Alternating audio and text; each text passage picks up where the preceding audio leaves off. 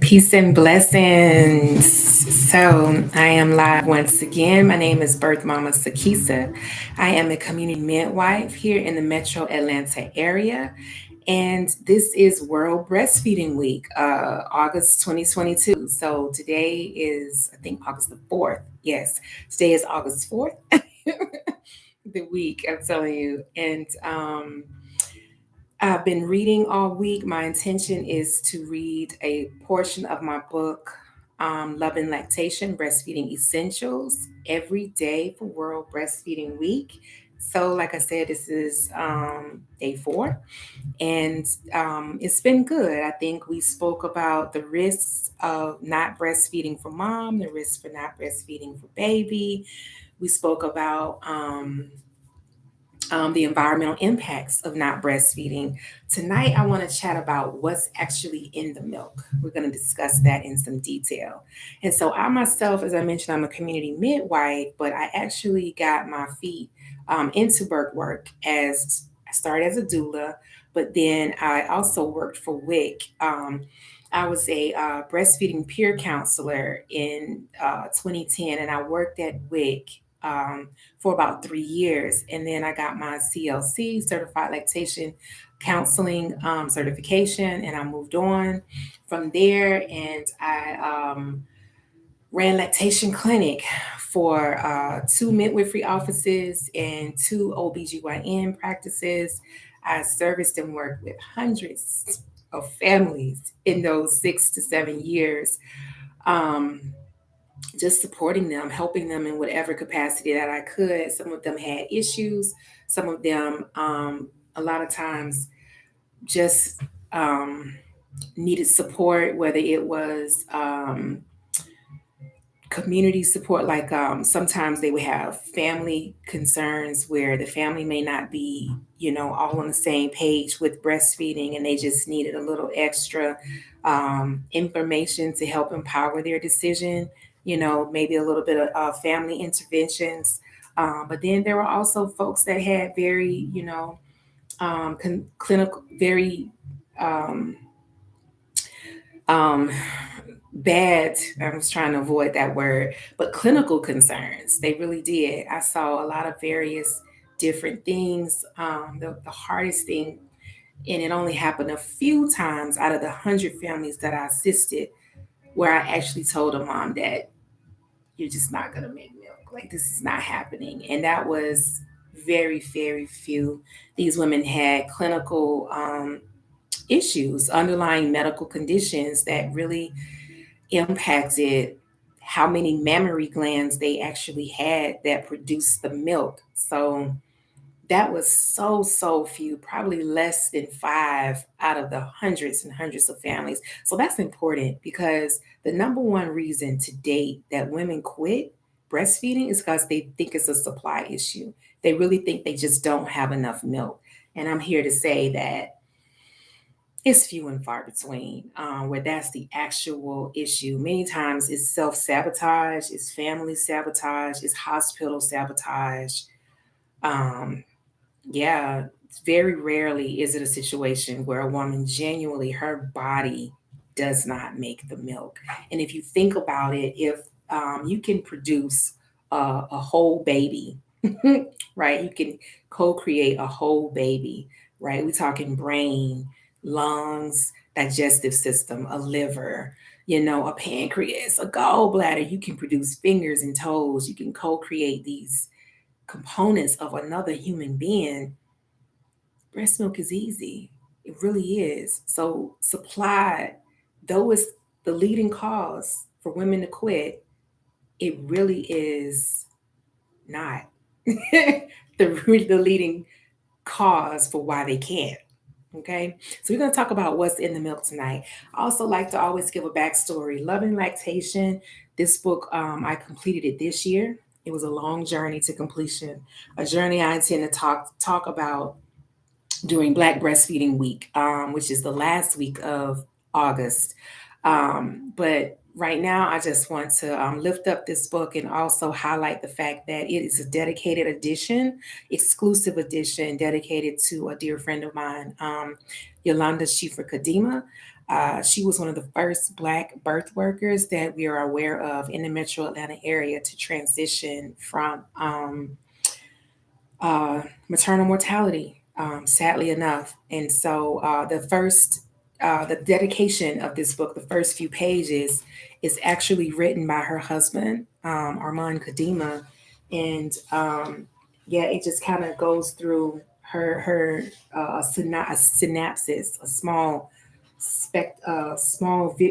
window into her journey in her life. So you can also find more information from her about Yolanda Shifa Kadima on her website, or on the website her husband lifted up. In her name is a foundation called the Yolanda Shifa Kadima Foundation, and the link is in the comments. So be sure to check that out. But yeah, the first 200 copies of this book will only be 200 copies of this specific edition. Um, the proceeds from those 200 copies are going to her foundation. And I think there's only, I don't know, at last count, maybe 120 or so, maybe 100 more of these books that remain. So once those books are sold, there will be no more printed.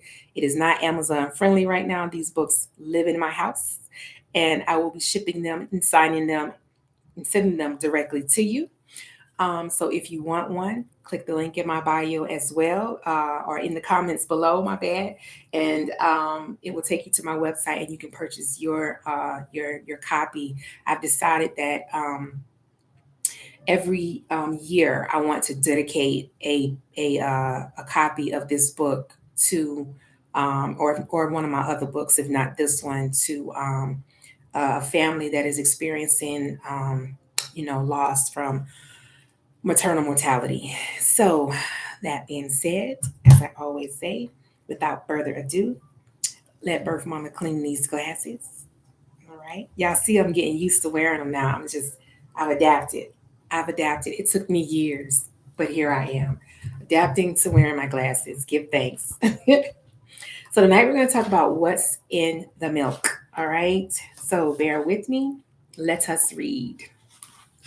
All right. So, have you ever wondered what makes breast milk so great?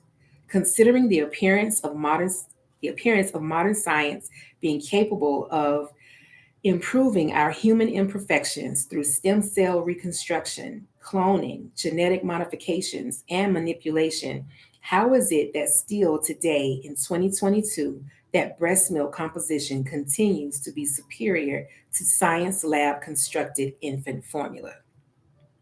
Word. I will not pretend to have all of the answers, but what I do know is that human milk is a living, changing organic superfood. It is always complete and nutritionally sound to provide for your baby's holistic needs. Human breast milk is rich in brain building omega 3s, namely DHA and AA, rich in brain and bodybuilding protein components, contains sleep inducing proteins. It is rich in mm, oligosaccharides, which promote intestinal health. I got that word out, oligosaccharides.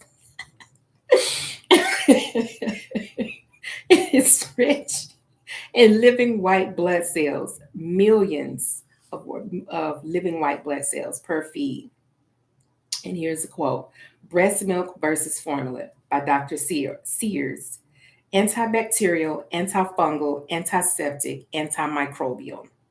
The National Center for Biotechnology Information, NCBI.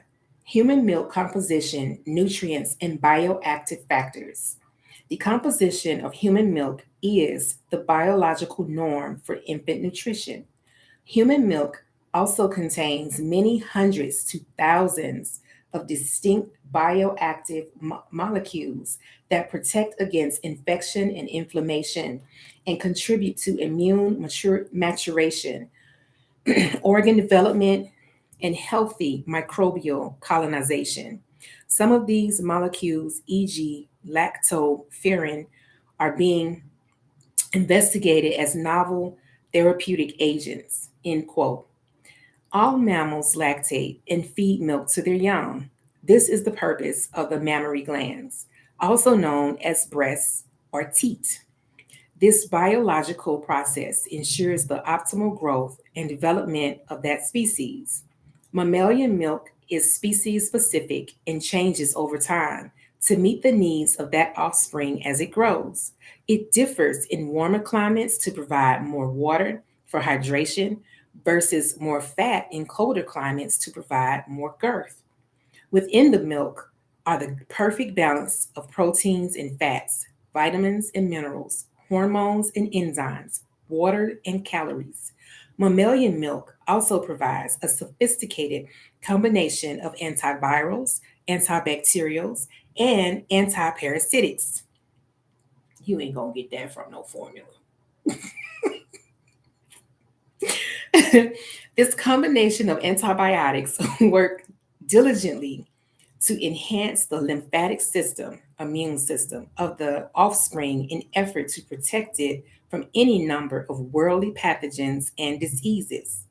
Human breast milk contains high amounts of lactose and requires water for production, which is why water is abundant in breast milk. The amount of water in breast milk fluctuates throughout the day, but maintains an average of about 70%. Hence, there is no need to give an exclusively breastfed baby any additional water until the baby is ready for solid foods. An increase of water intake for a breastfeeding mother has been proven to increase her breast milk production. DNA and RNA, can also be found in mammalian milk. There are at least 146 known genes that are activated with human milk that help to protect the infant's digestive system and improve their lymphatic system, also known as the immune system. Now, this is a long quote. Breast Milk Does DNA Good by Robin Nixon. And this was printed May 22 in 2010 from in Live Science magazine. Researchers have shown that an infant's first food affects his or her gene expression, giving a possible mechanism for how breast milk impacts health. Gene expression is the process by which instructions in a gene are used to synthesize a functioning gene product, mostly proteins. When genes are expressed, it is as if they are turned on. Genes are really sensitive to nutrition, said study researcher Sharon Donovan of the University of Illinois.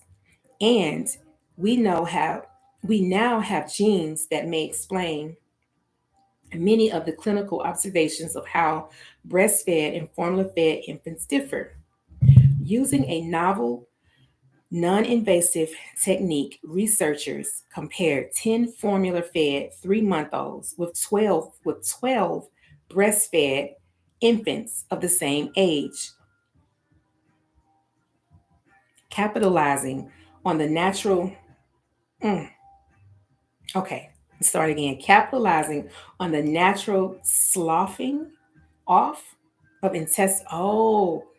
I get it. Slogging, sloughing, Sloughing. Hmm. Sloughing off of intestinal cells during digestion. The researchers looked for signs of gene expression in the form of messenger RNA in the baby's poop. Interesting. Breast milk and formula have different effects on the at least 146 genes the researchers found. Most of the genes enhanced by breast milk promote quick development of the intestine and immune system. Donovan told Live Science at birth, the poor Donovan told Live Science, that was actually a quote within the quote.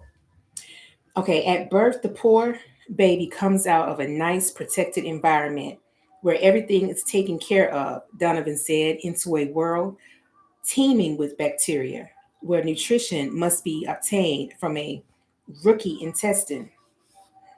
Rookie intestine. The faster the baby's digestion tract and immune system get up to speed, the healthier the child. Some of the genes probably affected by breast milk protect against leaky gut, a disorder in which foreign particles enter the bloodstream through the intestinal wall. Donovan said leaky gut is thought to increase the risk of allergies and inflammatory diseases such as asthma, colitis, and Crohn's disease, all of which may have higher rates among formula fed babies. Previous research has suggested. I'm gonna take a little sip of water, y'all. Throat a little dry. Let's keep going. Breast milk and formula likely affect gene expression in one of two ways, Donovan said. They could change the factors responsible for decoding DNA into its active forms, or they could have a epigenetic effect where the DNA spiral is refolded, making certain genes more or less available for use. The latter, epigenetics, is usually, but not always, permanent, and if this is the mechanism used, it might explain why breast milk can have lifelong health benefits. All right, breast milk to evolved, my bad, to feed human infants, and it contains a number of bioactive elements. Donovan said, such as hormones, growth factors, and plentiful fibers. Cow's milk, the primary ingredient in formula, evolved to feed calves. Donovan continued, its comparison is much different than human milk, and its bioactive elements are often destroyed during processing, she said. Of course, manufacturers are continuously trying to tweak formula to make it more like breast milk. But even though people have been breastfeeding infants for thousands of years, Donovan said, we scientists still have a lot to learn. Science has yet to catch up with common sense. Quote from an elder midwife, Salama, be great. Keep going. That was the end of that quote, though. And then I continue. Infant formula simply cannot measure up to human milk. Infant formula was actually created in 1865 as a desperate attempt to address infant mortality among American and European whites, notoriety attributed to chemist Justus von Liebig. Mm. During that time, excuse me if I said the name wrong, I don't know, Liebig, by the book. During that time, it was stated, respectively, that infant formula was to be used as an emergency food only and was not to replace breast milk, breastfeeding. Excuse me, infant foods. This is another quote. Infant foods versus milk formula by, y'all, I cannot. Their name, D. Healthy. These scientists. I don't know what Telfer. Encyclopedia of Food, Science and Nutrition, the second edition from 2003. Quote, infant formula was designed for use as a substance for human milk when mothers are unable to breastfeed their babies, end quote. I am a firm believer in the saying, each one, teach one. And when you know better, you do better. Therefore, as we continue to learn the amazing effects of human milk within human babies, then it inherently becomes our responsibility to make better choices for ourselves and encourage our sisters and brothers to do the same. I also have a quote in parentheses. In a text box here to the side that states the use of artificial formula was associated with many summertime infant deaths due to the spoilage of milk left in bottles. This association was not understood. However, yo, did y'all catch that? They didn't know that the spoiled milk. Okay, I can't. Let's go again. This association was not understood, however, until the public accepted germ theory. Until they accepted germ theory, They didn't understand that spoiled milk was making these babies sick. And these are the people y'all trust to make formula for your babies. Okay, let me keep going. Between 1890 and 1910, emphasis was placed on cleanliness and the improvement in the quality of milk supplies. Improvements included providing better care for dairy cattle and forming infant milk clinics to disperse clean milk to the public. A history of infant feeding national from the NCBI, National Center for Biotechnology Institute. Bio Biotechnological Institute. That word. Another little sip of water. Mm. But that was a long one. I had said I would make these videos 15 minutes, but that actually was a longer chapter. I felt like it was necessary to share. It was a lot of valid information in there to help us understand um, what's in the milk, right? We think about, you know, the fats, right? The omega 3, some of the things that are marketed on formula is the things that we know that's in breast milk. So when we start talking about, the omega 3s or being more melatonin in the milk or fats or I don't really buy formula or look at it, so I'm not 100% certain what's all marketed on the cans, but antibacterials and probiotics. Those are some of the things that I know that they list on formula to persuade families to purchase them.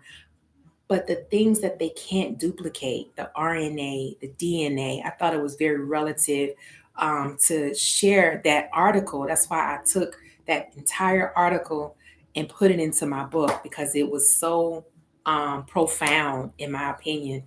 Um, yeah. So check out my book, right? It's $25 right now, this particular special edition. Like I mentioned, you can get it from my website. The link is in the comments below.